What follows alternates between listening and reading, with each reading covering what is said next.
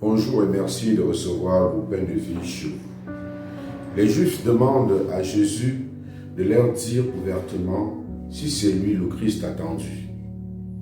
Pour leur répondre, Jésus ne leur dit pas de manière claire que c'est lui le Christ, car le terme Christ ou Messie cache des visées politiques.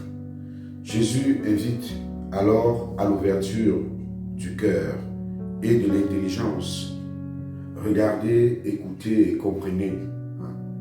Les œuvres que j'accomplis, moi, au nom de mon Père, dit Jésus, voilà ce qui me rend témoignage, et vous ne voyez pas. Les Juifs de l'Évangile qui interrogent Jésus ont tout sous les yeux pour croire. Jésus ne leur cache rien, mais leur cœur est fermé au signe que Jésus fait. Ces Juifs ne croient pas Jésus parce qu'ils ne sont pas ses brebis. Sinon, ils écouteraient sa voix et le suivraient.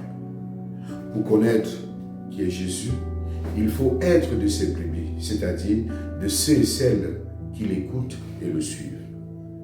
Jésus, on ne le connaît qu'en marchant à sa suite.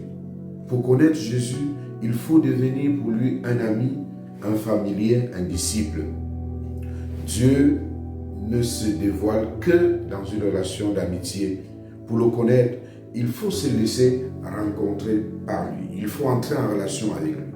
C'est la foi. Fait de nous des brebis du Seigneur.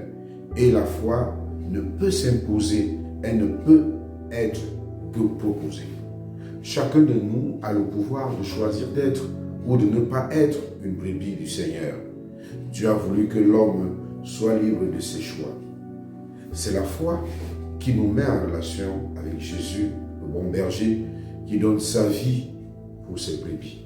Et personne, dit-il, ne peut les arracher de sa main. Il les protège, même au prix de sa vie. Il les nourrit de sa vie. En ce jour de la fête de Notre-Dame de Fatima, demandons à Notre-Dame de nous introduire dans l'intimité de Jésus et de son Père pour faire de nous aujourd'hui ses brebis. Ceux et celles qui l'écoutent, qui marchent à sa suite, qui cherchent derrière lui le chemin de la vie.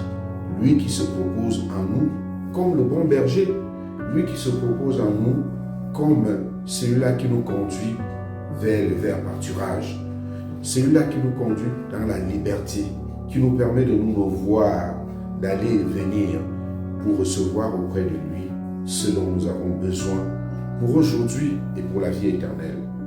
Que le bon berger soit donc celui-là que nous écoutons au quotidien pour recevoir de lui la vie aujourd'hui. Amen. Bonne journée.